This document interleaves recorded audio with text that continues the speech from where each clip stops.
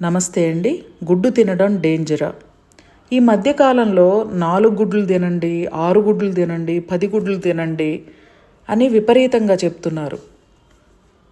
కండలు పెరగాలన్నా, sports persons బాగా ఎనర్జెటిక్గా ఉండాలన్నా, అలాగే కిడ్నీ ప్రాబ్లమ్స్, ఓవర్ వెయిట్ తగ్గాలన్నా ఇట్లాంటి వాళ్ళకి 6 గుడ్లు, 10 గుడ్లు ఇట్లా తినమని చెప్తున్నారు.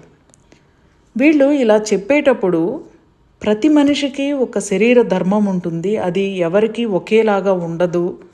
మనిషికి వేరువేరుగా ఉంటుంది అనే ఫ్యాక్ట్ని, సత్యాన్ని ఎందుకు మర్చిపోతున్నారు? భారతీయ వైద్య విధానాలు ఎంత గొప్పయో తెలుసా? భారతదేశం ఎందుకు గొప్పదంటారో ఇప్పటికైనా గ్రహించండి. మన మహర్షులు ఆయుర్వేదం ద్వారా, శుచివేద ద్వారా ఎలా జీవన విధానం ఉంటే వాళ్ళు నిండు నూరేళ్ళు ఆరోగ్యంగా, ఆనందంగా, డబ్బు సంపదలతో సంతోషంగా, ప్రశాంతంగా జీవిస్తారో ఎప్పుడో చెప్పారు. ఇది వదిలేసి వేరే వాటి వెనకాల ఎందుకు పరిగెత్తుతారు? ప్రతి మనిషి శరీర ధర్మం వేరుగా ఉంటుంది. ఆధార్ కార్డులో థంబ్ ఇంప్రెషన్ను ప్రతి మనిషికి ఎందుకు తీసుకుంటారు చెప్పండి? ఈ ఒక్క చిన్న లాజిక్ మీరు ఆలోచిస్తే చాలా విషయాలు అర్థమవుతాయి కదా.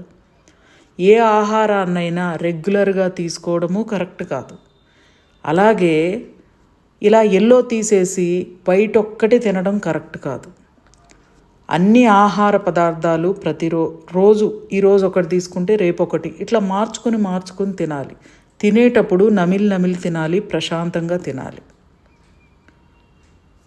కిడ్నీస్, హార్టు, ఓవర్ వెయిట్ తగ్గుతారని ప్రచారం చేసేవాళ్ళు ఈరోజు మంచి రిజల్ట్ చూపించవచ్చు, కానీ రాబోయే కాలంలో చాలా పెద్ద హెల్త్ ప్రాబ్లమ్స్కి గురవుతారు అనే విషయాన్ని కూడా చెప్పండి.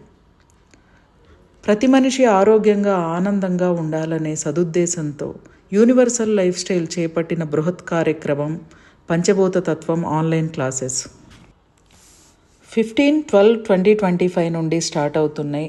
క్లాస్లో జాయిన్ అవ్వాలనుకునేవారు 7702588806 నెంబర్ని సంప్రదించండి. ఎనీ హెల్త్ ప్రాబ్లం, ఆహారమే ఔషధం, accommodation, food facility available. Thank you అండి.